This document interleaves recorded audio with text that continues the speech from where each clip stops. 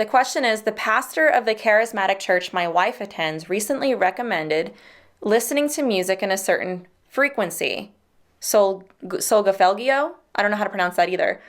Frequencies. It sounds familiar though, because of music class a million years ago, such as 285 hertz, I believe that's the HC, what that stands for, 396 hertz, 417 hertz, and so on. I know music teachers have a twitch in their eye right now. I apologize. They listen to these certain frequencies in order to be tuned to God's frequency, get healed, and being able to pray for hours in tongues. He also explains that these frequencies are encoded in Numbers chapter 7 and are therefore biblical. Is this frequency music thing dangerous or unbiblical? And should or how can I tell my wife about this? Okay, red flags. Red flags everywhere. This reminds me of something I would read straight out of Physics of Heaven from Bethel Church.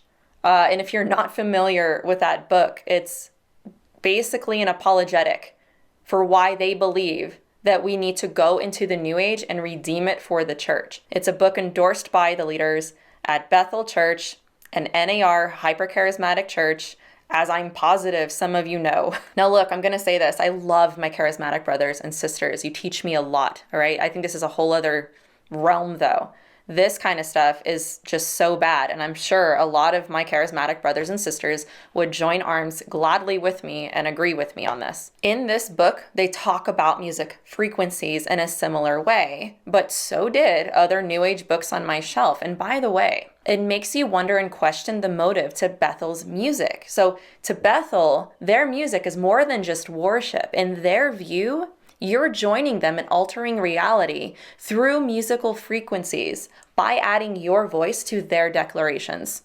So, food for thought. So in the New Age, the idea for how these frequencies worked was that we were all on this spiritual frequency, a certain spiritual frequency, depending on our thoughts and our feelings. I was taught that we want to be on God's frequency of love, which was the highest frequency of them all. If I could do this, then everything else on this frequency would come into my life. But the same works for all the other frequencies, including negative ones. Whatever frequency I'm on, supposedly would mirror the blessings in my life. Either way, you're taught that you can alter reality. So not only is this unbiblical, but this is impossible. This sounds absolutely exhausting. The idea, at least in the New Age, is to become mindless so that it creates the illusion of results.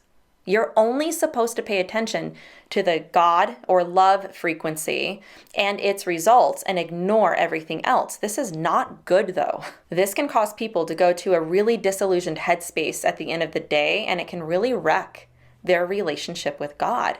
And it doesn't surprise me that this pastor would suggest this method for healing, considering the ties that they have to the New Age at this point. Okay, and furthermore, he says that these frequencies are supposedly encoded in number 7. And again, I just have to scratch my head at this.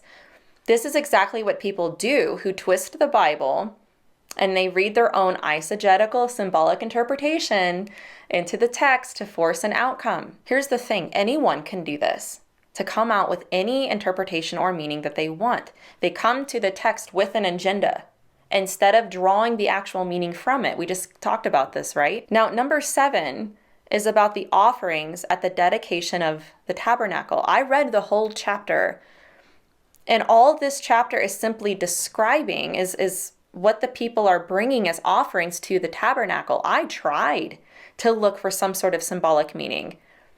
It's literally saying who brought what, how much it weighed, what day it was on and so forth. I have no idea how anyone would get that conclusion from this chapter unless they are misled, misleading, or eisegetically looking for symbols that aren't there just to make it fit their beliefs. Beyond that, I will actually take this a step further. Let's say that he misspoke and gave the wrong chapter. I submit that nowhere in the entire Bible are spiritual frequencies taught. The origin for this teaching did not start with the Bible, but with occultic teachings. Now, by using his own logic against him, I could say anything is encoded in the Bible to fit my view. This is a tactic I've noticed from certain religious leaders that they have either adopted or created to try and persuade people that something is biblical when it's simply not. And a pure reading of number 7 simply debunks this. It's just amazing to me how much bad theology can be debunked by just reading our Bibles. But I'm starting to just not believe that they want people reading the Bible this way, because it seems less fantastic to simply read to understand. They want you to read to experience and get some knowledge that only the spiritually elite have access to. Honestly, I am so sorry that your wife is being taken advantage of like this. I'm so sorry this is happening to her. As far as trying to tell her, I suppose that would depend on her and if she's wanting to discuss it. Sometimes I find that people don't want to hear anything other than a positive affirmation of what they already believe, especially when they believe their health is at stake. If she's up for it, I would take her through the chapter, tell her about the occultic ties to this, and probably should look for another church. I would also ask my viewers as well to please join me in praying for her health, for you guys, for this couple, and also the pastor and the congregants at this church.